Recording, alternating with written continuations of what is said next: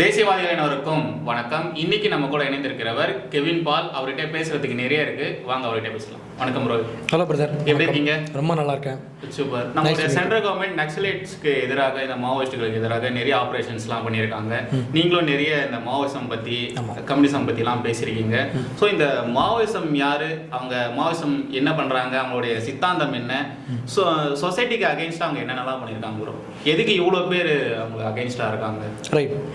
இப்போது நம்ம north India போகணும் வைங்களேன் பிரதர். நார்த் இந்தியாவில் மோஸ்ட்லி என்னென்னா லாஸ்ட் ஒரு 50 வருஷமாகவே 1967 ஃபர்ஸ்ட் டைம் அவங்க என்ன பண்ணாங்க, இது ஒரு ஸ்டூடெண்ட் மூவ்மெண்ட் மாதிரி தான் ஃபஸ்ட்டு ஆரம்பிச்சது.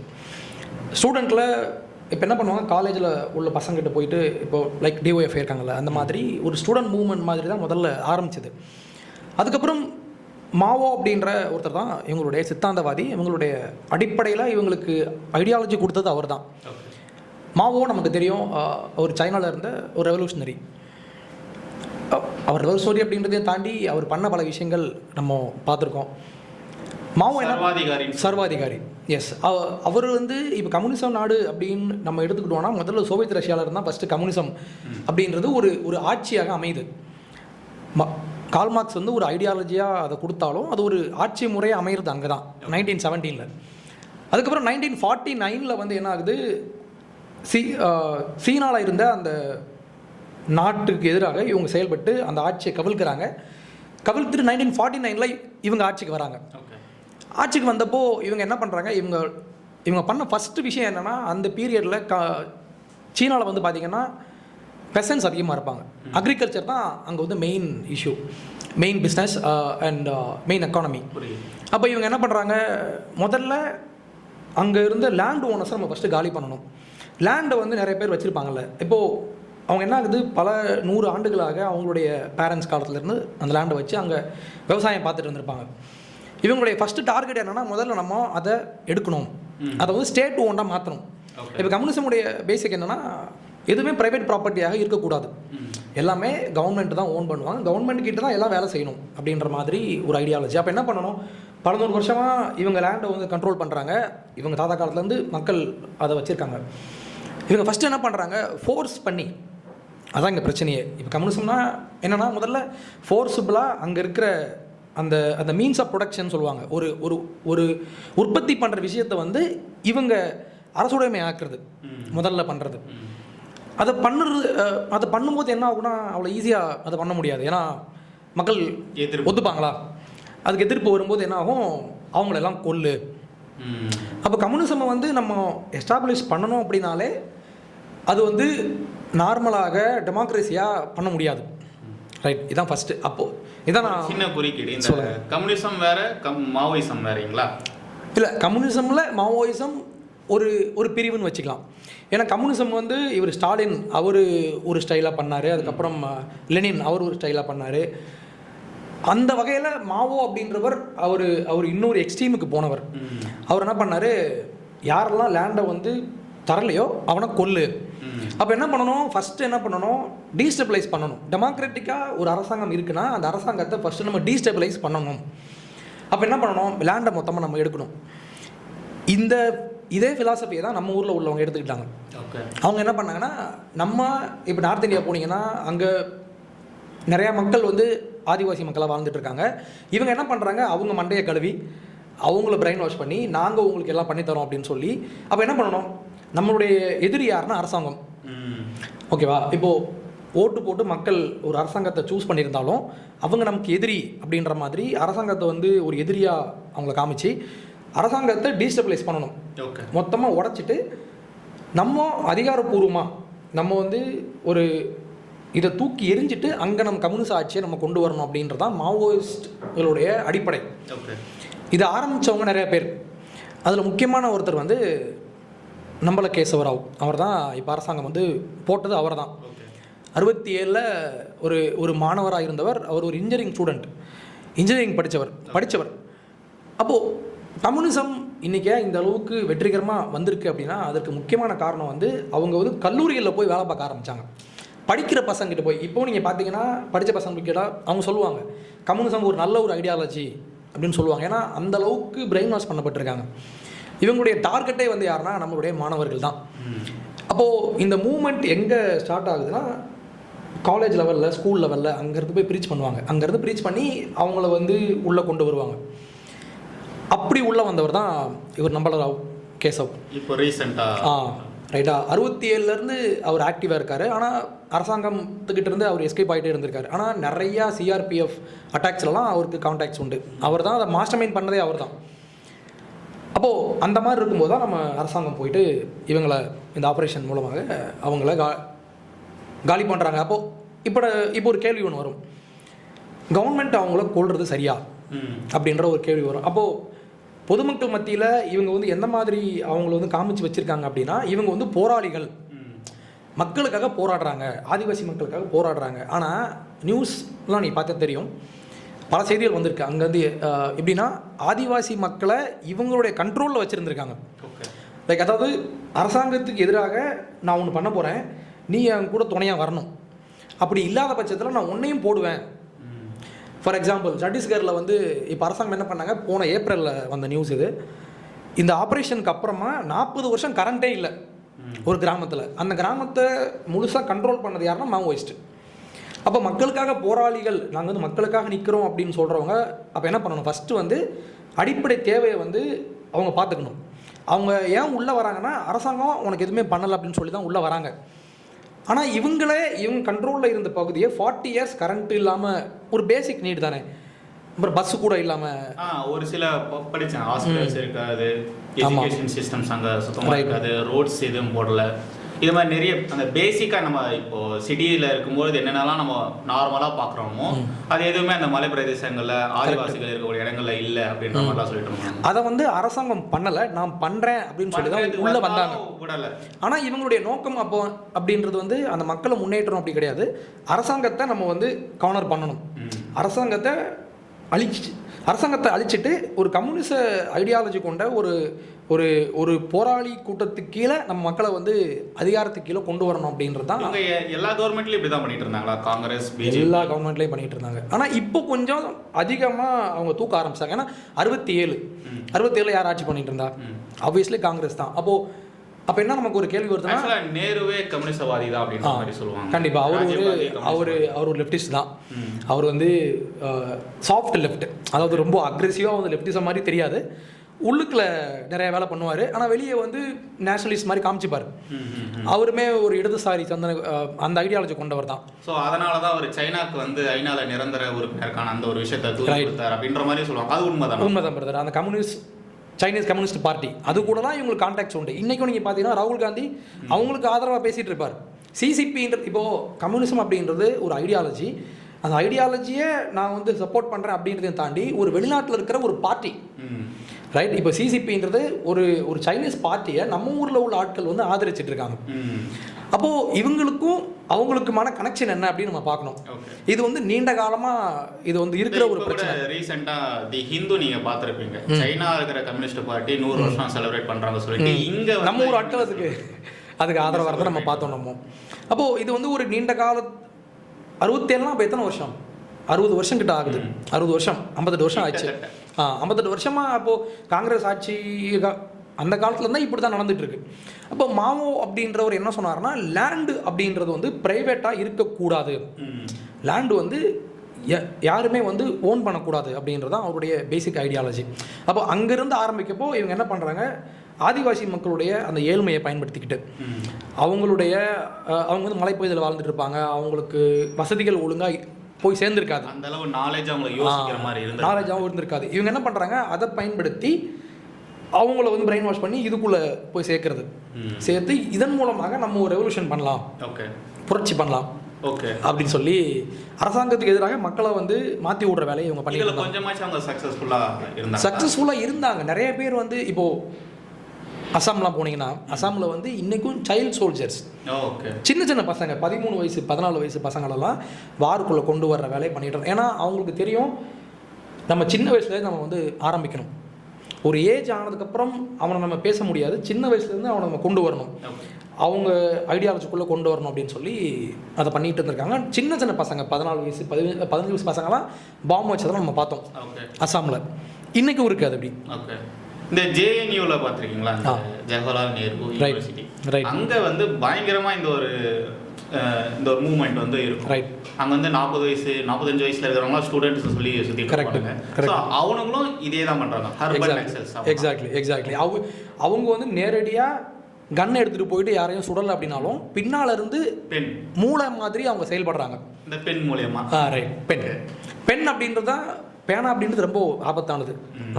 நமக்கு தெரியும். பேனான்றதை நம்ம எதுக்கு பயன்படுத்துகிறோன்னு இருக்குது. இவங்க வந்து ஒரு இன்டலெக்சுவல்ஸ் அப்படின்ற மாதிரி வெளியே காமிச்சிப்பாங்க. ஆனால் உள்ள பின்னால் பார்த்தீங்கன்னா எல்லா வன்முறைக்கும் இவங்க ஆதரவாக இருப்பாங்க. இப்போ இந்த விஷயத்துக்கும் இந்த மாவோயிஸ்ட்க்கு எதிராக அரசாங்கம் பண்ண இந்த ஆப்ரேஷனை ஆப்போஸ் பண்ணி அவங்க பேசிட்டு இருக்காங்க. இது வந்து கொலை தானே. ஆமா, பார்த்தேன் நான். தமிழ்நாட்டிலே பார்த்தீங்கன்னா திருமாவளவன் அவர்களாகட்டும் சரி, அப்புறமா தமிழ்நாட்டில் இருக்கக்கூடிய இந்த சிபிஐ சிபிஎம் சிபிஐஎம் இந்த ஒன்று மறு வச்சது இன்னொன்று மறு ரெண்டு கம்யூனிஸ்ட் கட்சி இவங்க அப்புறமா இன்னும் ஒரு சில திராவிட அரசியல் கட்சிகள் இவங்களாம் பார்த்தீங்கன்னா இந்த ஒரு மூவ்மெண்ட்டுக்கு அகைன்ஸ்டா, ஆன்டி நக்சலிஸ்ட் அந்த ஒரு மூவ்மெண்ட்டுக்கு அகைன்ஸ்டா இவங்க பேசிட்டு இருக்காங்க. நீங்க எப்படி இது மாதிரி பண்ணலாம், நீங்க ஏன் அவங்கள கொல்லலாம். ஆக்சுவலா ரேவந்த் ரெட்டி இருக்காரு இல்லையா, அவரு அப்புறமா பிஆர்எஸ் உடைய பொண்ணு கவிதா, இவங்க 2 பேருமே நீங்க இது மாதிரிலாம் அட்டாக் பண்ணக்கூடாது, நீங்க பேச்சுவார்த்தை நடத்தணும், பேசுங்க, பேசி முடிங்க, இது மாதிரிலாம் நீங்க போய் கொள்ளாதீங்க அப்படின்ற மாதிரிலாம் பேசிட்டு இருந்தாங்க. ஆக்சுவலா காங்கிரஸும் இதே தானே பண்ணாங்க. பேச்சுவார்த்தை தான் நடத்தினாங்க, நடத்திட்டே தான் இருந்தாங்க, பேசிட்டே இருந்தாங்க அந்த அப்போதுல இருந்து இப்போ வரைக்கும். பட் காங்கிரஸ் இருக்கும் பொழுது இவங்க பெருசா அடங்கின மாதிரி தெரியவே இல்லை. அதிகமா அட்டாக் பண்றது காங்கிரஸ் பீரியட்ல வெறும் டிஃபெண்ட் பண்ண மாதிரி தான் இருந்தது. அவங்க அட்டாக் பண்ணனா நாம எப்படி நம்ம காப்பாத்திக்கலாம், நம்ம சோல்ஜர்ஸ் எப்படி நம்ம வந்து உயிர் தப்பிச்சுக்கலாம் அப்படின்ற மாதிரி தான் இருந்தது. பட் பிஜேபி வந்ததுக்கு அப்புறமா தான் ஆக்ஷன்ல இறங்கினாங்க. உள்ள இறங்கி அந்த ஆப்ரேஷன்ஸ்லாம் பண்ணி சக்சஸ்ஃபுல்லா அவங்க வந்து இப்போ கூட நீங்க பார்த்துருப்பீங்க, இவ்வளோ அந்த 160 சம்திங் அவ்வளோ இடங்கள்ல மாவோயிசமோட தாக்கம் இருந்திருக்கு. பட் இப்போ வெறும் 12-13 இடத்துல மட்டும்தான் இருந்திருக்குன்னு சொல்லியிருக்காங்க. ஸோ இவங்க ஏன் இன்னமும் பேச்சுவார்த்தை நடத்தணும் அப்படின்ற மாதிரி சொல்றாங்க. ஒருவேளை இவங்களுக்கும் அவங்களுக்கும் ஏதாச்சும் கனெக்ஷன்ஸ் இருக்கா, பொலிட்டிக்கலி இருக்கா? முக்கியமான பாயிண்ட். ஏன்னா இப்போ பேச்சுவார்த்தை பண்ணணும் அப்படின்னு சொல்றாங்கல்ல, பேச்சுவார்த்தை நம்ம யார்கிட்ட பேசணும்னு ஒரு விஷயம் இருக்கு. அதாவது நம்ம கிட்ட பேசினா ஒரு தீர்வு கிடைக்கும் அப்படின்னு யார் நம்புறாங்களோ அவங்க கிட்ட நம்ம போயிட்டு பேசலாம். ஆனால் இவங்களுடைய ஐடியாலஜியே வந்து போர், வன்முறை தான் தீர்வு. இப்போ கம்யூனிசமுடைய பேசிக்கே என்னன்னா, இப்போ கார்ல் மார்க்ஸ் அவர் எழுதி வச்சது எப்படின்னா, ஒரு ரெவல்யூஷன் பண்ணணும், எல்லா இங்கே இருக்கிற ஒவ்வொரு எஸ்டாப்ளிஷ்மெண்ட்டும் நமக்கு எதிரானது, நம்ம என்ன பண்ணணும், எல்லாத்தையும் போட்டு உடைக்கணும். அப்போது வன்முறை தான் தீர்வு அப்படின்ற மாதிரி தான் இவங்களுடைய ஐடியாலஜி. அதான் அப்போ இவங்ககிட்ட போய் நம்ம பேச்சுவார்த்தை நம்ம பண்ண முடியாது. ஏன்னா இந்த படத்துல எல்லாம் சொல்றாங்களே, நாம சாப்பிட்டது போக இருக்கிற மிச்ச இட்லி மற்றவங்களுக்கு அதே மாதிரி டைலாக்ஸ் எல்லாம் அதே விஜய் தான் இன்னைக்கு இங்கேருந்து கோயம்புத்தூர் போகிறதுக்கு ஸ்பெஷல் ஃப்ளைட்டில் போகிறாரு. ரைட். அவர் எங்கே போனார்னா அவர் கூட அந்த கேரவனும் கூட ட்ராவல் பண்ணோம். ஸோ அது கம்யூனிசம் கிடையாது. கம்யூனிசம்லாம் கிடையாது. டைலாக் அந்த கம்யூனிசம் கிடையாதா? கம்யூனிசம் மாதிரி இருந்தாலும் அது வந்து ப்ராக்டிக்கலி பாசிபிள் கிடையாது. ஃபார் எக்ஸாம்பிள் நம்ம அந்த இட்லி கதைக்கு வரலாம். நான் சாப்பிட்டது போக மீதம் இருக்கிற ஒரு இட்லி வந்து இன்னொருத்தனுடையது அப்படின்னா, ஒரு இட்லி இப்போ என்கிட்ட 4 இட்லி இருக்குது, 3 இட்லி எனக்கு போதும், பேலன்ஸ் ஒரு இட்லி இருக்குன்னா அது இன்னொருத்தனுடையது அப்படின்னு சொல்கிறாங்க. அப்போது இன்னொருத்தனுடையது ஆகிறதுக்கு யார் அதை உழைச்சிருக்கணும்? ஒரு ஆள். 4 இட்லிக்கு காசு போட்டது யார்? நான் தானே காசு போட்டேன். அப்போ ஏன் காசை வந்து சம்பாதிக்கிறது நான், அது எப்படி இன்னொருத்தருடையதாக ஆட்டோமேட்டிக்காக எப்படி ஆகும்? அப்போ இவங்க என்ன சொல்கிறாங்கன்னா, இவங்களுடைய கம்யூனிசமுடைய இன்னொரு முக்கியமான விஷயம் பேசிக் என்னென்னா, இந்த உலகத்தில் வந்து 2 கேங் தான். ஒன்று அப்ரஸர், அப்ரஸ்ட், ஒடுக்கப்பட்டவங்க, ஒடுக்கிறவங்க. அப்போ என்கிட்ட ஒரு எக்ஸ்ட்ரா ஒரு இட்லி இருந்தாலே நான் வந்து இன்னொருத்தனை ஒடுக்கி தான் நான் அதை எடுத்திருப்பேன் அப்படின்றது இவங்களுடைய அசம்ஷன். ரைட். ஆனால் அது உண்மை கிடையாது. அதுக்கு நான் உழைச்சிருப்பேன், எங்கள் அப்பா உழைச்சிருப்பார், அவரோட காசை நான் சேர்த்து வச்சுருப்பேன், அந்த காசை வந்து நான் எப்படி பயன்படுத்தணும்னு எனக்கு தெரியும், அந்த மாதிரி நான் பயன்படுத்தியிருப்பேன். இவங்க என்ன சொல்கிறாங்க, என்கிட்ட எக்ஸ்ட்ரா ₹1 இருந்தால் கூட அது வந்து இன்னொருத்தனுடையது. அப்போது இவன் ஏன் கீழே இருக்கான் அப்படின்னா, இவனை யாரோ ஒடுக்கியிருக்காங்க ஆட்டோமேட்டிக்காக. இப்போ ஒடுக்குமுறை அப்படின்றது இல்லவே, படிக்கலனாலும் சரியா வேலைக்கு போகலனாலும் அதுக்கு காரணம் அவனுக்கு மேலே ஒருத்தர் இருந்தான், அவன் படிக்க விடலன்னு சொல்லிடுவாங்களே தவிர அவன் படிக்கலன்னு சொல்லுவாங்க. அப்படி சொல்கிறாங்க. இப்போ ஒடுக்குமுறை அப்படின்றது இல்லாமல் இல்லை, அது நடந்திருக்கு. அது வந்து உலகத்தில் இவங்க என்ன சொல்லுவாங்கன்னா, இந்தியாவில் மட்டும்தான் ஜாதி அமைப்பு இருக்குது, ஒடுக்குமுறை இருக்குன்னு சொல்லுவாங்க. ஆனால் உலகம் முழுக்க ஜாதி மாதிரியான பெயரில் நிறையா விஷயங்கள் இருந்திருக்கு. அப்போது ஒடுக்குமுறைன்னு ஒரு விஷயம் இருந்தாலும் இவங்க என்ன சொல்லுவாங்க, 100 வருஷத்துக்கு முன்னாடி நடந்திருக்கும், அதை இன்றைக்கும் கொண்டு வந்து இங்கே அப்ளை பண்ணி இன்றைக்கும் இதான் ரியாலிட்டி அப்படின்ற மாதிரி கொண்டு வருவாங்க. அப்போது ஒருத்தர் வந்து வாழ்க்கையில் தோற்று போகிறதுக்கு நிறைய விஷயம் இருக்கலாம், நிறைய காரணங்கள் இருக்கலாம். அவங்களுக்கு படிப்பில் ஆர்வம் இல்லாமல் இருக்கலாம், எனக்கு தெரிஞ்சு நிறைய குடும்ப சூழ்நிலையும் அப்படி நிறைய ஃபேக்டர்ஸ் இருக்கும். இவங்க என்ன பண்ணுவாங்க, அதை ஒரு சிங்கிள் விஷயத்துக்குள்ளே வந்து சுருக்கிடுவாங்க. இவ ஏன் மேலே வரலன்னா யாரும் ஒடுக்கியிருக்காங்க. ஸோ அந்த ஒரு பார்வையே தப்பு. அப்போ வருஷமா உன்னை பிராமணர்கள் எக்ஸாக்ட்லி அதுதான். அப்போ என்ன ஆகும், பிராமணர்கள் அவங்களுடைய திறமை அப்படின்னு ஒன்று இருக்குது. நேச்சுரலாகவே ஒரு சில திறமைகள் வந்து காட் கொடுத்துருப்பார்.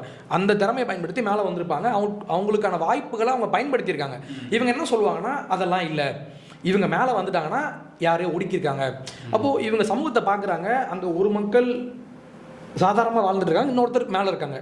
அப்போ இவங்க கீழே இருக்காங்க, இவங்க மேலே இருக்காங்க அப்படின்னா ஆட்டோமேட்டிக்காகவே இவங்க ஒடுக்கியிருக்காங்க அப்படின்ற ஒரு கன்க்ளூஷனுக்கு வந்துக்கிறாங்க. அதான் இந்த காலத்துலேயும் இந்த மாதிரி பேசுகிறாங்களே, அதுதான் எனக்கு ஆச்சரியமாக இருக்குது. ஏன்னா அவ்வளோ ரிசர்வேஷன்ஸ் கொடுத்துருக்காங்க, அவ்வளோ இது பண்ணியிருக்காங்க. பட் அந்த சைட்லேயே கூட பார்த்தீங்கன்னா ஒரு ரிசர்வேஷன் இருந்து அவங்க படித்து அவங்களுடைய ஃபேமிலி ஒரு 2 டெக்கேட்டில் மேலே வந்துட்டாங்கன்னு வச்சுக்கோங்களேன். அதுக்கப்புறமாவும் ஐஏஎஸ்ஸாக இருப்பாங்க, ஐபிஎஸ்ஸாக இருப்பாங்க, கலெக்டராக இருப்பாங்க.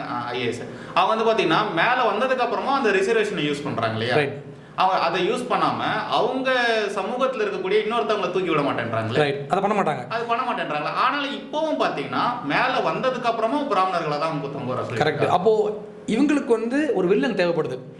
எப்படி மாவோயிஸ்டுக்கு வந்து அரசாங்கம் ஒரு வில்லனா அவங்க காமிச்சாங்களோ, இப்போது ஆதிவாசி மக்கள் வந்து அவங்க முன்னேறமாக போனது காரணமே வந்து அரசாங்கம் அப்படின்ற சொல்லிடுவாங்க. அவங்களுடைய ஜியோகிராஃபிக்கலி அவங்க மலைப்பகுதியில் வாழ்கிறாங்க, அவங்க கீழே இறங்கி வர முடியாது, அங்கே ஸ்கூல்ஸ் அங்கே ஃபஸ்ட்டு வந்து வாகனமே போகாது.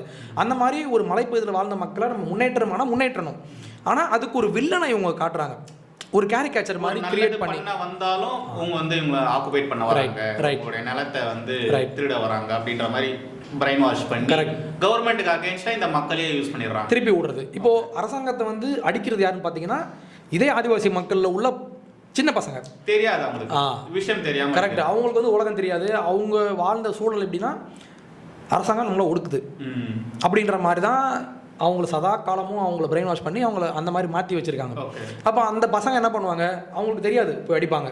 கடைசியில் இவங்கள ஒரு பான் மாதிரி யூஸ் பண்ணி ஒரு சிப்பாய் மாதிரி பயன்படுத்தி அவங்களையே முன்னேறிடாமல் பண்ணுறது. அதுதான் அந்த 40 வருஷம் கரண்ட் இல்லாமல் இருந்த கேஸ்.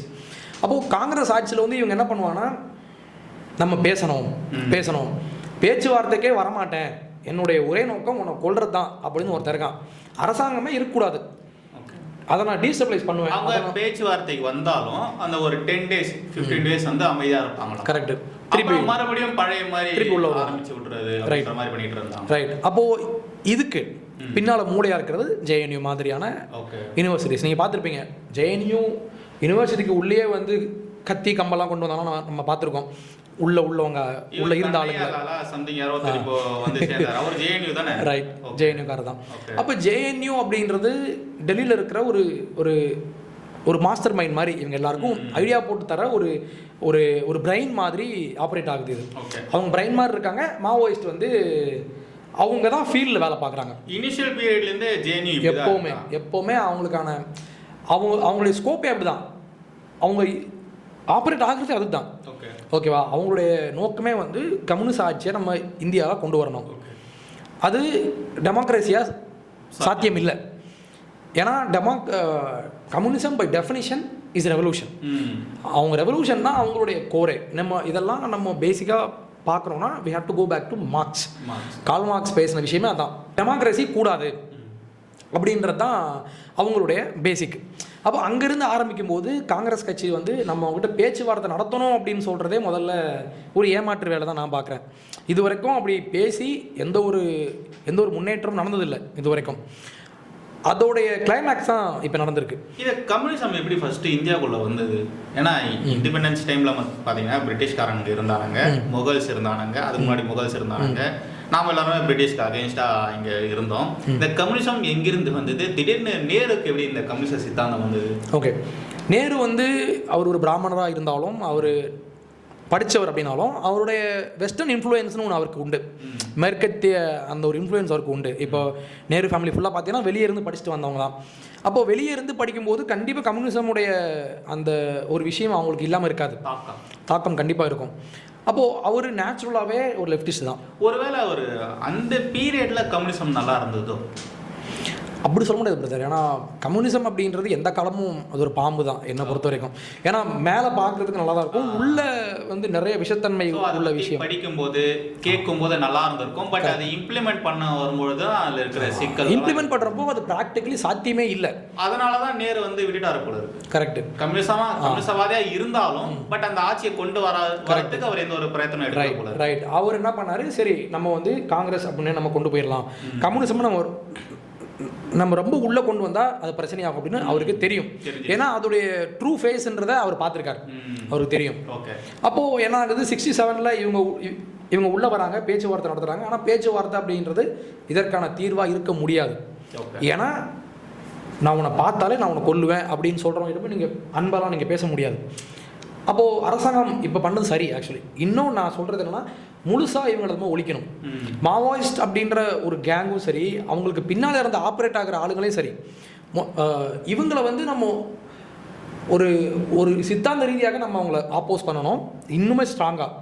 முக்கியமாக ஜேஎன்யூ மாதிரியான இடத்துலேருந்து வர்ற பசங்க, நம்ம ஊரில் இருக்கிற நார்மல் காலேஜ் பசங்க, அவங்களும் இந்த மாதிரி நான் வந்து நியூவாக நான் ஒரு ஐடியாலஜி கொண்டு வரேன் அப்படின்னு சொல்லி வர்றவங்கள நம்ம தான் பேசி கொண்டு வரணும். பட் மாவோயிஸ்ட் ஆயுதம் தாங்கிய போராளிகள் அப்படின்னு சொல்றவங்க நம்ம வேற வழியே இல்லை, அழிச்சுதான் வந்து ஆயுதம் தாங்கிய போராளி. ஆயுதம் தாங்கின, அதாவது இங்க அது ஒரு பொலிட்டிக்கல் பார்ட்டியா இல்லை, ஐடியாலஜி புரட்சி பண்ற ஒரு ஐடியாலஜி அப்படிதான் இருக்காங்க. அவங்களுக்கு சப்போர்ட் பண்றது இங்க கம்யூனிஸ்டவாதிகள் இருக்காங்க, சிபிஐ, சிபிஐஎம், இவங்க எல்லாருமே இருக்காங்க. ரைட். தமிழ்நாட்டில் வந்து இவங்களுடைய தாக்கம் இருந்திருக்கா, மாவோயிசமோடைய தாக்கம் இருந்திருக்கா? இங்க அவங்க ஏதாச்சும் பண்ணிருக்காங்க? நம்ம ஊர்ல வந்து அவங்க ரொம்ப ஆயுதம் தாங்கி நார்த் இந்தியாவில் பண்ணுற மாதிரி அந்த அளவுக்கு இங்கே வரல. ஆனால் பிரெயினை வந்து நம்ம நிறைய ஸ்பான்சர் பண்ணியிருக்கோம், நிறைய பிரெயினை ஸ்பான்சர் பண்ணியிருக்கோம். எப்படி வந்து கம்யூனிசம் வந்து நம்ம ஊருக்குள்ளே வந்து நம்ம எடுத்துகிட்டு வர்றது அப்படின்ற மாதிரி நிறைய விஷயங்களை ஐடியாலஜி சார்ந்து நம்ம ஆளுங்க நிறைய பேசியிருக்காங்க. படத்தில் கூட நிறைய விடுதலை இன்னும் பார்க்கல, பட் நம்ம ஆளுங்க சொன்னது. கார்த்திக் சுப்புராஜன் ஒருத்தர் இருக்கார் இல்லையா, அவரும் வந்து கம்யூனிஸ்ட் தான். அவர் அருந்ததி ராயெல்லாம் புகழ்ந்து பேசுவார். அருந்ததி ராய் எப்படி? அருந்ததி ராயெல்லாம் அவங்க ஃபார் லெஃப்ட்டுக்கு தாண்டி ஏதாவது ஒரு லெஃப்ட் இருந்தால் எப்படி இருக்கும், அவங்க அந்த மாதிரி ஒரு லெஃப்டிஸ்ட்டு. அதுக்கப்புறம் நோம் சாம்ஸ்கின்னு ஒருத்தர் இருப்பார். நோம் சாம்ஸ்கின்றவர் ஒரு அமெரிக்க லெஃப்டிஸ்ட் ஆக்டிவிஸ்ட் அவர். ஓகே. ஆனால் அமெரிக்காவில் ஒரு பெரிய ஒரு அறிவாளியாக பார்க்கப்படுறவர். அவர் டைரக்டாக அருந்ததி ராயை வந்து தாக்கம் ஏற்படுத்தினவர். அருந்ததி ராய் பல நேரங்களில் பேசியிருக்காங்க. என்னோட ரோல் மாடல் யாருன்னா நோம் சாம்ஸ்கி. இந்த நோம் சாம்ஸ்கி தான் என்ன சொன்னார்னா, வன்முறை அப்படின்றது தான் ஒரே தீர்வு, அரசியல் மாற்றம் கொண்டு வரணும்னா வன்முறை செய்யலாம் அப்படின்றத ஓப்பனாகவே பேசினவர் வந்து நோம் சாம்ஸ்கி. இவனுங்க நிறைய கலவரம் பண்ணியிருக்கானுங்க, உயிர் சேதமும் ஆயிருக்கு. உண்மை. பட் தமிழ்நாட்டில் அந்த அளவு, தமிழ்நாட்டில் ஆயுதம் தாங்கின அளவுக்கு ஆயுதம் தாங்கி அவங்க இன்னும் உள்ள வரல, அந்த அளவு நீட் இல்லை. ஏன்னா இங்க இருக்கிற திராவிட கட்சிகள் அதை பண்ணிடுறதுனால அவங்க பண்ற வேலையை இவங்க பண்ணிடுறாங்க. அதனால திராவிடம் அப்படின்றது அப்படிதானா, இந்த கம்யூனிசமும் இதுல இருக்கும், தமிழ் தேசியமும் இருக்கும், இந்த பிரிவினவாத கருத்துக்கள், ஹிந்தி எதிர்ப்பு, ஹிந்தி திணிப்புன்ற மாதிரி பேசுறது, அங்கங்க இருக்கக்கூடிய ஐடியாலஜி எல்லாமே சேர்ந்து ஒட்டுக்கா இருக்கிறது இந்த திராவிடம் மாதிரி இருக்கு. கரெக்ட். இந்த கம்யூனிசமுடைய இன்னொரு நீட்சி தான் திராவிடம். ஒரு முறை நம்மளுடைய முதலமைச்சர் ஸ்டாலின் அவர்கள் இந்த ரெட் ஷர்ட்லாம் போட்டுட்டு மே 1க்கு வந்து வாழ்த்துலாம் தெரிவிச்சிருந்த, இந்த உழைப்பின் நிறம் சிவப்பு அப்படின்ற மாதிரிலாம் சொல்லி பேசியிருந்தாரு. அதாவது கம்யூனிஸ்டவாதிகள் எல்லாரும், கம்யூனிஸ்ட் சித்தாந்தமும் எங்களுடைய சித்தாந்தமும் ஒண்ணுதான் அப்படின்ற மாதிரிலாம். விசிகா தலைவரும் பார்த்தீங்கன்னா இந்த கவர்மெண்ட் எடுக்கக்கூடிய ஆக்ஷன்ஸ்க்கு அகைன்ஸ்டா பேசியிருக்காரு. அப்புறம் இன்னொருத்தர் தமிழ்நாட்டில் நினைக்கிறேன் சிவாவோ யாரோ ஒருத்தர் நினைக்கிறேன், அவர் வந்து ரொம்ப அக்ரெசிவாவே பேசியிருந்தாரு. இது மாதிரி கவர்மெண்ட் இது மாதிரி பண்ணக்கூடாது, இவங்க வந்து ஃபாசிஸ்டா நடந்துக்கிறாங்க, ஃபாசிஸ்டா இவங்க நடந்துக்கிறாங்க, அவங்க வந்து அப்பாவிகள், போராளிகள், அவங்களை நீங்க எப்படி கொள்ளலாம் அப்படின்ற மாதிரி. எப்படி இவங்க இவ்வளவு வெளிப்படையா மாவோயிஸ்டுகள் யாருன்றது எல்லாருமே நல்லா தெரியும், அவங்க என்னென்னலாம் பண்ணியிருக்காங்கன்றதும் தெரியும், இருந்தாலும் எப்படி இவங்க அவ்வளோ ஓப்பனாக சப்போர்ட் பண்ணுறாங்க? இவங்க ஃபஸ்ட்டு இவங்க எப்படி போர்ட்ரே பண்ணுறாங்க அப்படின்னா, வன்முறை எல்லாமே ஒரு ஒரு ஒடுக்குமுறையின் வெளிப்பாடு அப்படி தான் பேசுவாங்க. நீ என்ன ஒடுக்கிக்கிட்டே இருக்க, நான் அப்படி இருக்கும்போது நான் உன்னை அடிக்கிறதுல தப்பே இல்லை அப்படின்ற மாதிரி இவங்க வந்து கொண்டு வருவாங்க. அப்போது யாரெல்லாம் டெரரிசம் பண்ணுறானோ அவனெல்லாம் போராளிகள் அப்படின்ற மாதிரி இந்த ரீபிராண்டிங் பண்ணுறதுல இந்த கம்யூனிஸ்ட் அண்ட் திராவிட கட்சிகள்லாம் ரொம்ப அதில் எக்ஸ்பர்ட்ஸ். அதிகாரம்னு ஒன்று இருக்கு இல்லையா, அவங்க வந்து அவங்களும் இதே தான் இல்லையா, மாவோயிசம் மாதிரியா இல்லை? ரைட், அந்த ஐடியாலஜியை சேர்ந்தவங்க தான் அவங்களும், ஐடியாலஜி சேர்ந்தவங்க. அப்போ இவங்க என்ன பண்ணுவாங்கன்னா அவங்களை வந்து போராளிகள் அப்படின்ற மாதிரி அப்படி ஒரு பிராண்ட் பண்ணுவாங்க. அப்போ மக்களுக்கு என்ன ஆகும்னா அவங்களுடைய தேவைக்காக தானே அவங்க போராடுறாங்க அப்படின்ற மாதிரி காமிப்பாங்க.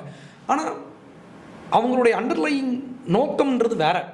நோக்கம்ன்றது மொத்தமாக அடித்து உடைக்கணும், அரசாங்கத்தை தூக்கி எறியணும், அந்த சிஸ்டமே இருக்கக்கூடாது. அது எப்படி இருக்க முடியும்? டெமோக்ரஸியாக அரசாங்கத்துக்கு மக்கள் ஓட்டு போட்டு மக்கள் வந்து சூஸ் பண்ணியிருக்காங்க. நீ ஆயுதம் தாங்கி மக்கள் உன்னை விரும்புகிறாங்களோ இல்லையோ நான் வந்து ஆயுதத்தை போய் அடிப்பேன் அப்படின்ற ஒரு வன்முறை கலாச்சாரத்தை வந்து நியாயப்படுத்துகிற ஒரு விஷயம் தான் இவங்க பண்ணிட்டு இருக்கிறது. இன்னொரு பாயிண்ட் இங்கே சொல்லணும் என்னன்னா, இந்த மாவோயிஸ்டுகளாகட்டும் சரி, கம்யூனிஸ்ட் சித்தாந்தவாதிகளாகட்டும் சரி, இவங்க எல்லாருமே பார்த்தீங்கன்னா இந்த ஒரு ஐடியாலஜியை தவிர்த்து அவங்க வந்து ஆன்டி நேஷனலிசமாக இருக்காங்க, ஆன்டி ஹிந்துவாக இருக்காங்க, எந்த ஒரு ஸ்பிரிச்சுவாலிட்டியும் இங்கே இருக்கக்கூடாதுன்ற மாதிரி இருக்காங்க. நம்மளுடைய ஹிஸ்ட்ரியை வந்து எரேஸ் பண்ணுறாங்க. அதாவது இதை மாதிரிலாம் நடக்கவே இல்லை, அவங்களாம் ஒரு அரசாங்கம், அவங்களாம் ஒரு ராஜாவா, இதெல்லாம் ஒரு நம்பிக்கையா? ஸோ இவங்க வந்து பார்த்தீங்கன்னா வெறும் இந்த ஒரு லேண்டு மட்டும் இல்லாமல், இந்த ஒரு டீஸ்டெபிளைஸ் பண்ணணுன்றது மட்டும் இல்லாமல், அவங்க ஒட்டுமொத்தமாக நாட்டுக்கு எதிராக இருக்காங்க, நாட்டினுடைய இறையாண்மைக்கு எதிராக இருக்காங்க. இப்படிப்பட்டவங்கள இவங்க சப்போர்ட் பண்றாங்களே இந்த பொலிட்டீஷியன்ஸ், சோ கால்டு பொலிட்டீஷியன்ஸ், இவங்க பண்றது எனக்கு ஆச்சரியமா இருக்கு. ஸோ இதுக்கப்புறமா இது கண்டினியூ ஆகுமா, இல்லைனா கவர்மெண்ட் எடுக்கிற ஸ்டெப்ஸ்லாம் பார்த்து இவங்க அடங்குறதுக்கு வாய்ப்பு இருக்கா? அடங்கணும், அடக்கப்படணும் அப்படின்றது தான் என்னோட நோக்கம். ஆனால் இதில் நீங்கள் சொன்ன மாதிரி ஃபஸ்ட்டு இவங்க வந்து நேஷனலிஸ்ட் கிடையாது, இவங்க வந்து குளோபலிஸ்ட். ஓகே, அப்போது குளோபலிசம் உலகமயமாதல் அப்படின்றது வந்து கேட்குறதுக்கு நல்லா இருக்கலாம். ஆனால் ப்ராக்டிக்கலாக பார்க்கும்போது குளோபலிசம் அப்படின்னா என்ன ஆகும்னா எல்லா நாட்டினுடைய பார்டரையும் வந்து எரேஸ் பண்ணு. அப்போ வந்து எந்த ஒரு நேஷ்னாலிட்டின்ற விஷயமே இருக்காது. என்னுடைய நேஷ்னாலிட்டி தான் என்னுடைய பேசிக் அடையாளம். அப்போது என்னை வந்து டீஸ்டபிளைஸ் பண்ணணும், என்னை அடையாளத்தை அழிக்கணும் அப்படின்னா முதல்ல பண்ண வேண்டியது என்னுடைய தேசியம் அப்படின்ற அந்த பார்டரை வந்து முதல்ல காலி பண்ணு. ஓகே, ரைட்டா? அப்போ இவங்க என்ன பண்ணுவாங்க, இந்தியா அப்படின்ற ஒரு நாடே வந்து இப்போ தான் ஃபார்ம் ஆச்சு அப்படி சொல்லுவாங்க. இந்து மதம் அப்படின்ற ஒரு மதமே வந்து வில்லியம் ஜோன்ஸ் தான் வந்து கொண்டு வந்தார் இப்படின்ற மாதிரிலாம் கதை சொல்லுவாங்க. இதெல்லாம் எதுக்குன்னா நம்ம வந்து நம்மளுடைய மத அடையாளம்னு ஒன்று இருக்குது, அதை எரேஸ் பண்ணிட்டா நம்மளை வந்து செப்பரேட் பண்ணிடலாம் ஈஸியாக. இது வந்து நம்மளை செப்பரேட் பண்ணி அடிக்கிற வேலை. அப்போ நம்ம வந்து ஒற்றுமையாக மாறக்கூடாது அப்படின்னா அப்போ என்ன பண்ணணும், நம்மளுடைய வேல்யூஸ், நம்மளுடைய கல்ச்சர், நம்மளுடைய கலாச்சார வேல்யூஸ் எல்லாத்தையும் இதெல்லாம் ஒன்றுமே இல்லை அப்படின்னு சொல்லி அதை வந்து அண்டர்மைன் பண்ணிட்டோம் அப்படின்னா நம்மளே வந்து இல்லை இதெல்லாம் இல்லை அப்படின்னு நம்ம வந்து விட்டுருவோம்ல. அப்போ நம்மளையே வந்து டிமோரலைஸ் பண்ணுறது. ஓகே, இப்போ நீங்கள் சொல்லும்போது எனக்கு ஒரு பாயிண்ட் ஞாபகம் வருது. இவர் திருமுருகன் காந்தி இருக்கார் இல்லையா, அவர் வந்து பார்த்தீங்கன்னா இந்த பெருதெய்வ வழிபாடு அப்படின்றது தமிழர்கள்கிட்ட இல்லவே இல்லை, சிறுதெய்வ வழிபாடுகள் தான் அப்படின்ற மாதிரி சொல்லிட்டு இருந்தார் இனிஷியல் பீரியட்ல. இது வந்து நம்ம வந்து இந்த ஐயனாரு இவங்கள மாதிரியான சாமியை தான் நம்ம கும்பிட்டு இருந்தோம், இந்த பெருமாள், விஷ்ணு, விநாயகர் இவங்களாம் இல்லை அப்படின்ற மாதிரி சொல்லிட்டு இருந்தார். இப்போ பார்த்தீங்கன்னா அதையும் மீறி அவர் வேற மாதிரி பேச ஆரம்பிச்சிட்டாரு. அதாவது ஃபர்ஸ்ட் சிறுதெய்வ வழிபாடு தான் சொல்லிட்டு இருந்தவர் இப்போ அதுவும் கிடையாது அப்படின்ற மாதிரி பேசிட்டு இருக்காரு. தமிழன் ஹிந்துவே கிடையாது, ஹிந்து வேற தமிழன் வேற அப்படின்ற மாதிரிலாம் பேசிட்டு இருக்காரு. கரெக்ட். ஸோ இவங்க வந்து ஸ்டெப் பை ஸ்டெப்பா ஒன்று முடிஞ்சதா ஓகே, அதுக்கப்புறமா இதை பண்ணிட்டு நம்ம அதுக்கப்புறமா இதை காலி பண்ணலாம், இது முடிஞ்சதா இன்னொரு ஸ்டெப்புக்கு போகலாம். ஸோ இவங்க ஸ்டெப் பை ஸ்டெப்பா இப்படிதான் அந்த காலத்துலேருந்து பண்ணிட்டு வந்துட்டு இருக்காங்க. ரைட். ஏன்னா இதுக்கும் வழிபோட்டு கொடுத்தது வந்து மார்க்ஸ் தான். மார்க்ஸ் என்ன சொன்னாரு, நம்ம கம்யூனிஸ்ட் ஆட்சியை நம்ம கொண்டு வரணும்னா ஃபஸ்ட்டு பண்ண வேண்டியது மதத்தை ஒழிக்கணும். ஏன்னா அவர் எப்படி பார்த்தாருன்னா அந்த காலத்தில் ஐரோப்பாவில் வந்து மதம் தான் அடிப்படையாக இருக்குது, அதுக்கு மேலே அரசியல்வாதிகள் இருக்காங்க, கீழே அடிமட்டத்தில் வந்து வேலை பார்க்குற மக்கள் இருக்காங்க, அவங்க யாரை தாங்குறாங்கன்னா மதத்தை ஃபாலோ பண்ணுறவங்க, அதுக்கு மேலே யார் இருக்காங்கன்னா இந்த மாதிரி பெரும் பணக்காரங்க இருக்காங்க, அதுக்கு மேலே வந்து மதத்தை ஃபாலோ பண்ணுறவங்க இருக்காங்க, அதுக்கு மேலே கேபிட்டலிசம் இருக்குது. அப்போது இப்படி ஒரு லேயராக இருக்குது. அப்போ இந்த லேயரை நம்ம உடைக்கணும்னா, மக்கள் விடுதலை ஆகணும்னா ஃபஸ்ட்டு மதத்தை உடைக்கணும். ரைட்? அப்போ மதத்தை உடைக்கணும், கலாச்சாரத்தை, மதமும் கலாச்சாரமும் ஒன்றா பிணைஞ்சது தான். அது வந்து இங்கே எந்த நாட்டுக்கு போனாலும் சரி, மதம் வேறு கலாச்சாரம் வேறுன்னு கிடையாது. நம்ம ஊரில் இருக்கிற மதம் மாறின மக்களுமே நம்ம இந்தியன் வேல்யூஸோடு தான் வாழ்வாங்க. இந்தியன் வேல்யூஸை விட்டு கிறிஸ்டினாக இருந்தாலும் முஸ்லீம்ஸாக இருந்தாலும் அவங்க பார்த்தீங்கன்னா இந்தியாவில் என்ன ஒரு கல்ச்சரை ஃபாலோ பண்ணுறாங்களோ அதை தான் ஃபாலோ பண்ணுவாங்க. இப்போ அந்த இஸ்லாமிக் கண்ட்ரீஸ்லாம் இந்த 4 கல்யாணம் பண்ணுறது, இந்த ஷரியத் லா படி இருக்கிறது அப்படிலாம் அங்கே இருக்கும். பட் இங்கே இருக்கக்கூடிய இஸ்லாமியர்கள் மோஸ்ட்லி இந்த நல்ல ரிச்சான முஸ்லிம்ஸ் மட்டும்தான் ஒரு 2-3-4 கல்யாணம் பண்ணிப்பாங்க. பட் நார்மலா நம்மள மாதிரி இருக்கிறவங்கலாம் பாத்தீங்கன்னா ஒரு கல்யாணம் தான் பண்ணிப்பாங்க, அந்த ஒரு ஒய்ஃப் கூட தான் இருப்பாங்க. ஹிந்துஸ் எப்படி இருக்காங்களோ அப்படிதான் முஸ்லிம்ஸ் இருப்பாங்க, எப்படி கிறிஸ்டியன்ஸ் அப்படிதான் இருப்பாங்க. என்னதான் அவங்களுடைய வழிபாடு வேறையா இருந்தாலும் அவங்களுடைய கலாச்சாரம் அப்படின்றது இந்த மண்ணினுடைய கலாச்சாரமா தான் இருக்கு. நீங்க சொல்லும் போது எனக்கு அது கரெக்டா தோணுது. ரைட். அப்போ வந்து மதத்தையும் கலாச்சாரத்தையும் நம்ம வந்து பிரிக்க முடியாது. அப்போ மதத்தை அழிக்கணும்னா கலாச்சாரத்தை சேர்த்து அழிக்கணும். ஓகே. அப்போ இவங்களுடைய நோக்கமே வந்து இது மொத்தமா தூக்கி எறியணும் அப்படின்னா ஃபர்ஸ்ட் கடவுள் இல்லைன்னு சொல்லு. ஓகே. அப்போ ஓகேவா? அப்போ நாத்திகம், திராவிடம், கம்யூனிசம் இது எல்லாமே நீங்கள் பார்த்தீங்கன்னா அவங்க பேஸ் வந்து கடவுள் இல்லை அப்படின்னு தான் அவங்க ஆரம்பிப்பாங்க. அப்போ ஏன்னா இது வந்து ஒரு பிக் நரேட்டிவ். கடவுள் அப்படின்றவர் தான் எல்லாத்தையும் படைச்சார், அவர் தான் நம்மளை காப்பாற்றுறார் அப்படின்ற ஒரு ஸ்டோரியை விட்டு நம்ம தூக்கி எரிஞ்சிட்டோம்னா நம்மளை ஈஸியாக வந்து நம்மளை கேள்வி கேட்டுடலாம். இதுலேருந்து வந்தது தான் ஃபெமினிசம் அப்படின்றதெல்லாம். நீ எப்படி வேணால் வாழ்ந்துக்கோ, எத்தனை மேரேஜ் வேணால் பண்ணிக்கோ, எத்தனை பேர் வேணால் போய்க்கோ, அப்புறம் வந்து LGBT இந்த மாதிரி பல விஷயங்கள் உள்ளே வருதில்ல. இதுக்கெல்லாம் அவங்க வந்து ABCD அவங்க ஃபுல்லாக போயிட்டு இருப்பாங்களா? அப்போது இதனுடைய எல்லாத்துக்கும் கீழே பார்த்தீங்கன்னா கம்யூனிசம் இருக்கும். ஓகே. நான் ஏன் கம்யூனிசம் இவ்வளோ அக்ரெசிவாக ஆப்போஸ் பண்ணுறேன்னா அதுக்கு மிக முக்கியமான காரணம் இவங்க நம்ம சமூகத்தையே வந்து ஒரு ஒரு கொஞ்சம் கொஞ்சமாக அரிக்கிற வேலையை பண்ணுறாங்க. இப்போ இந்த நீங்க சொல்ற இந்த ஒரு விஷயம் எல்லாத்தையுமே ஃபாலோ பண்ற இந்த கம்யூனிஸ்ட் சித்தாந்தம் இருக்கக்கூடிய அந்த ஆட்சி நடக்கக்கூடிய ஏதாச்சும் நாடு இருக்கா இன்னைக்கு? இப்போ கம்யூனிஸ்ட் ஆட்சியை ஃபாலோ கம்யூனிசம் உருவான ரஷ்யாலையும் சரி சைனாலும் சரி எனக்கு தெரிஞ்ச அவங்க கம்யூனிஸ்ட் நாடு மாதிரியே இல்லை. இன்னைக்கு பல பேர் என்ன சொல்லுவாங்கன்னா சீனாவை பாருங்க அவங்க எவ்வளோ வளர்ந்துருக்காங்க. சீனா வளர்ந்தது எப்படின்னா 1980s அப்புறம். நாமளும் சைனாவும் ஈக்குவலா கரெக்ட். 1976 மாவோ அவர் இறந்துடுறாரு. அவர் இறந்ததுக்கப்புறம் 1980s வந்து அவருக்கு அடுத்து வர்ற ஆட்சியாளர்கள் என்ன பண்ணுறாங்கன்னா எல்லாத்தையும் ஓபன் பண்ணுறாங்க. ஸோ மாவோடைய சித்தாந்தத்தை அந்த நாட்டிலே ஃபாலோ பண்ணல. அவர் இறந்ததுக்கப்புறம் அவர் மேலே கேஸ்லாம் போட்டாங்க. ஏன்னா அவர் வந்து பல கோடி மக்களை வந்து கொன்னாரு, சொந்த மக்களை அப்படின்னு சொல்லி அவருடைய கூட இருந்தவங்க அவருடைய ஒய்ஃபு அவங்க மேலே கேஸ்லாம் போட்டு அவங்களை தூக்கி உள்ளே வச்சாங்க அந்த நாட்டில். ஏன்னா அப்போது 1980s அப்புறம் கம்யூனிசத்தை வந்து ஃபாலோ பண்ண சீனாவே என்ன பண்ணாங்கன்னா ஒரு முதலாளித்துவ நாடாக மாறினாங்க. அவங்க வந்து குளோபல் மார்க்கெட்டை வந்து ஓப்பன் பண்ணாங்க. இன்றைக்கி நம்ம பார்க்குற விவோ, இந்த ஃபோன் எக்ஸாம்பிள் சொல்கிறேன், இவங்கெல்லாம் அந்த ஸ்டேட் ஓனராக கிடையாது, இவங்கெல்லாம் ப்ரைவேட் கம்பெனிஸ். அப்போ இவங்க தான் இன்றைக்கி உலகம் முழுக்க பெரிய ஒரு எக்கானமியை மாறினாங்கன்னா 80s அப்புறம் தான். அப்போ கம்யூனிசத்தை ஃபாலோ பண்ணதுனால தான் இவங்க முன்னேறினாங்க அப்படின்னா போய் இவங்க என்னைக்கு கேபிட்டலிசம் உள்ளே கொண்டு வந்தாங்களோ 80s அப்புறம் லாஸ்ட் ஒரு 50 வருஷமாக அதுக்கப்புறம் தான் சீனா வந்து வளர ஆரம்பிச்சது. அப்போ கம்யூனிசம் தான் அவங்க வளர்றதுக்கு காரணம் அப்படின்னா கிடையாது. இப்போ நீங்கள் கியூபா எடுத்துக்கோங்க, வெனிசுவேலா எடுத்துக்கோங்க, அதுக்கப்புறம் கம்போடியா, இந்த மாதிரி எந்த ஒரு நாடுமே கம்யூனிசமை ஃபாலோ பண்ணி உருப்பட்டதாக வரலாறே கிடையாது. அவங்க ஃபுல்லாக காலியானது தான் மிச்சம். இப்போ ரீசெண்டாக இந்த கொரோனா பேண்டமிக் டைம் நீங்கள் பார்த்துருப்பீங்க, பார்த்தீங்களா? கியூபாவில் வந்து கியூபாவில் தான் எல்லாம் டாக்டர்ஸ்லாம் போனாங்க, கம்யூனிசத்தால தான் உயிரோட. ஆனால் இப்போ ஒரு 2-3 மந்த்ஸ்க்கு முன்னால் வந்து தி எகனாமிஸ்ட் அப்படின்ற ஒரு மேகசின் அங்கே வந்திருக்கு, அங்கே நியூஸ் வந்திருக்கு, கியூபாவில் வந்து சாப்பிட்றதுக்கே வழி இல்லை, சோத்துக்கே வழி இல்லை அப்படின்றத இன்றைக்கி இருக்கிற நியூஸு. அப்போது வெளியே வந்து பல விஷயங்களை காமிச்சாலும் அதான் லாக்டவுன் பீரியடில் அது ரொம்ப பெருசாக பேசினாங்க. பாருங்கள் நாங்கள் தான் உலகத்துக்கு எல்லாம் பண்ணுறோன்னா அந்த நாடை வந்து மொத்தமாக அழித்து ஒழிச்சு அது ரஷ்யாவுடைய ஒரு ப்ராக்சியாக தான் அந்த நாடு இருந்துச்சு. சோவியத் ரஷ்யாவோட ப்ராக்சியாக இருந்துச்சு. அதுக்கப்புறம் சோவியத் ரஷ்யா அவங்க 1990s அவங்க போனாங்க. அதுக்கப்புறம் ஃபிடல் காஸ்ட்ரோ போனார். இன்றைக்கி அந்த நாடு வந்து ரோட்டில் நிற்குது. ஓகே, ஏன் அப்படின்னா ஃபுல்லாகவே வந்து அவங்க அந்த நாட்டில் இருந்த மெயின் சோர்ஸ் மொத்தமாக அழிச்சாச்சு. இந்த கேஸ் ஆஃப் வெனிசுவேலா நீங்கள் வந்து எடுத்துக்கிட்டிங்கன்னா அது வந்து அவ்வளோ ஒரு எண்ணெய் வளம் கொண்ட ஒரு நாடு.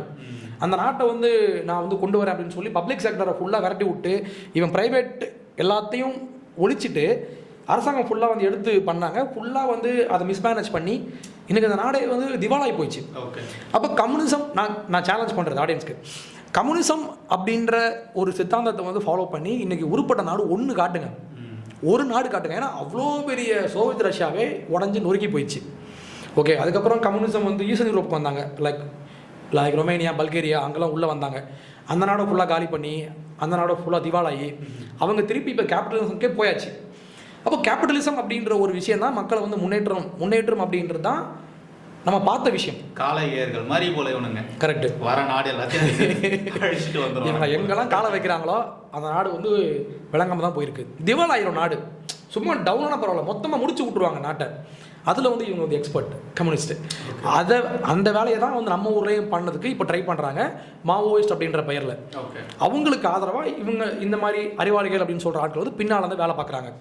அப்போ அரசாங்கம் என்ன பண்ணணும், மாவோயிஸ்ட் அப்படின்ற டெரரிஸ்ட்டை வந்து கொள்கிறாங்க, okay, at the same time பீப்புளை வந்து எஜுகேட் பண்ணணும்.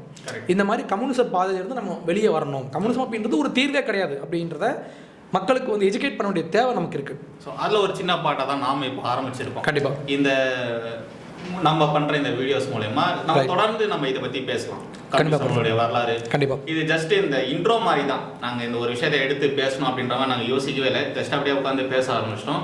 அடுத்தடுத்து எபிசோட்ஸில் நாங்கள் இன்டெப்த்தாக போக போகிறோம். ஒரு நாட்டில் இந்த கம்யூனிசம் என்ன பண்ணியிருக்கு, என்னத்தை பெருசாக கிழிச்சிருக்கு, நம்ம நாட்டில் இருக்கக்கூடிய கம்யூனிசவாதிகள் என்னெல்லாம் பண்ணியிருக்காங்க, நம்ம நாட்டுக்குள்ளே இருந்து அவனுங்க நாட்டுக்கு எதிராக பண்ண விஷயங்கள் என்னென்ன, ஹிஸ்டாரிக்கலாக நிறைய எவிடன்ஸோட நம்ம பேச போகிறோம். ஸோ நம்ம கண்டினியூவாக நம்ம பண்ணலாம் ப்ரோ. கண்டிப்பாக வருது. ஸோ தேங்க்யூ ரொம்ப ரொம்ப நன்றி. மறுபடியும் நம்ம அடுத்த வீடியோவில் சந்திக்கலாம். ஜெய்ஹிந்த்.